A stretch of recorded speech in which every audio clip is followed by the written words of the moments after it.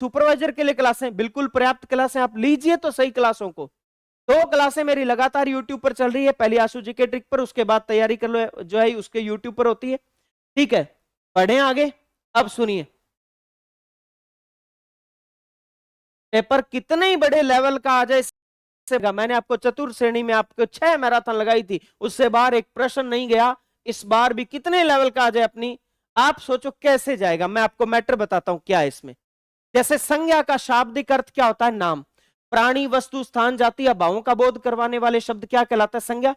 अच्छा, लिंग, वचन, कारक और काल में से जो संज्ञा के शब्द हैं वो कारक और काल के अनुसार सामान्यतः परिवर्तित नहीं होते, काल के अनुसार तो बिल्कुल ही परिवर्तित नहीं होते, कारक के अनुसार तो कभी कभार परिवर्तन सामान्यतः, काल के अनुसार परिवर्तित बिल्कुल नहीं होते।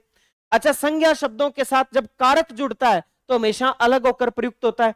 जैसे ये देखो यहां लिखा हुआ सौरभ ने बच्चों को समझाया, तो सौरभ एक संज्ञा का शब्द है, इसके साथ कर्ता कारक का ने कारक चिन्ह लगा तो ने कारक चिन्ह अलग होकर प्रयुक्त हुआ है।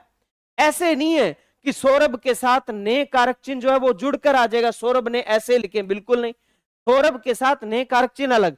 जैसे बच्चे संज्ञा के शब्द है, इसके साथ को कारक चिन्ह अलग होकर प्रयुक्त हुआ है। लेकिन जब आप सर्वनाम पढ़ोगे, सर्वनाम, तो उसमें आपके आएगा कि सर्वनाम से कारक चिन्ह हमेशा जुड़कर प्रयुक्त होते हैं।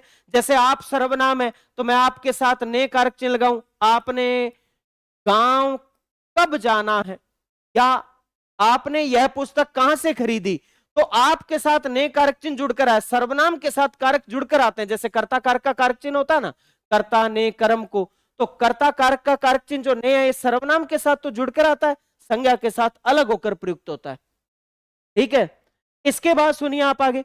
अब संज्ञा के भेद, व्यक्ति, जाति और भाव। व्यक्तिवाचक संज्ञा मैंने आपको बहुत अच्छे से पढ़ा है, व्यक्तियों के नाम, ग्रह नक्षत्रों के नाम, द्वीप, ये मैं पढ़ा चुका हूं आपको, द्वीपों महाद्वीपों, सागरों महासागरों, देशों के, स्थान विशेष के, राष्ट्रीय राजमार्गों के, सड़कों चौराहों, दुर्गों, महलों, मंदिरों, मस्जिदों के नाम, पर्वतों के, नदियों के, झीलों के नाम, हर एक बात, त्योहारों के नाम, दिनों के नाम, महीनों के नाम, वर्षों के नाम, संख्याओं के, हर एक चीज, युद्धों के, पुस्तकों, ग्रंथों, दिशाओं के, जानवर विशेष के, कंपनियां, निर्माता के, ये करवाए मैंने व्यक्तिवाचक।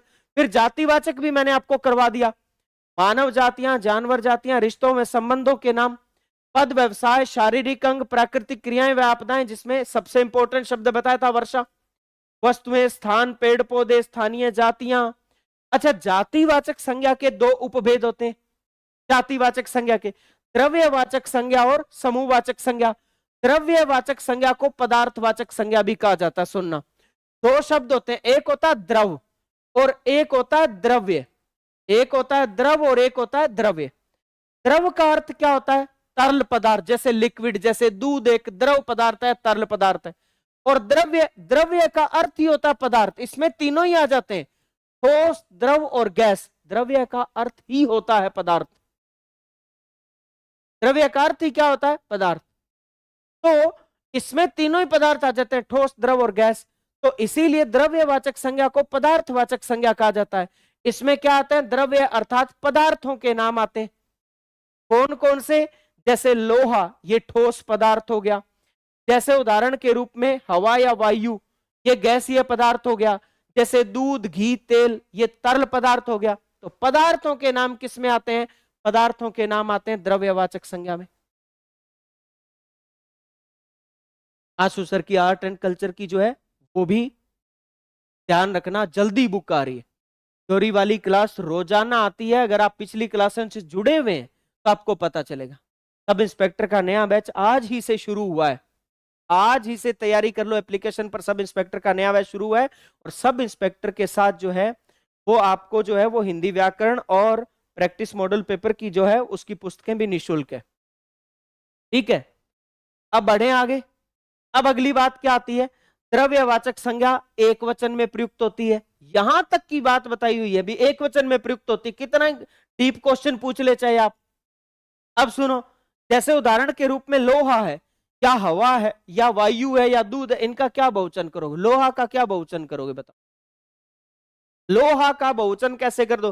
कितना ही लोहा पड़ा हो, आप मैक्सिमम ये बहुत लोहा पड़ा है, आप ये तो नहीं कह सकते बहुत लोहे पड़े हैं। बहुत लोहे तो कोई शब्द नहीं होता। जैसे दूध है, इसका क्या बहुवचन कर लोगे? दूध कितना भी हो दूध ही रहता है, तो ये शब्द एक वचन में प्रयुक्त होते हैं, ये द्रव्यवाचक संज्ञा। लोहा, सोना, चांदी, तांबा, कोयला, लकड़ी, पानी, दूध, घी, तेल, छाछ, गेहूं, सरसों, गुड़, चीनी, शक्कर।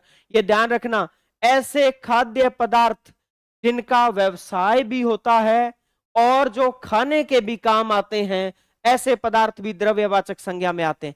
जैसे गेहूं, सरसों, गुड़, चीनी, शक्कर, ये खाने के भी काम आते हैं, इनका व्यवसाय भी होता है। तो ऐसे पदार्थ किस में आते हैं? द्रव्यवाचक में। ठोस पदार्थ हैं, हवा, वायु, गैस, ऑक्सीजन, ये द्रव्यवाचक संज्ञा।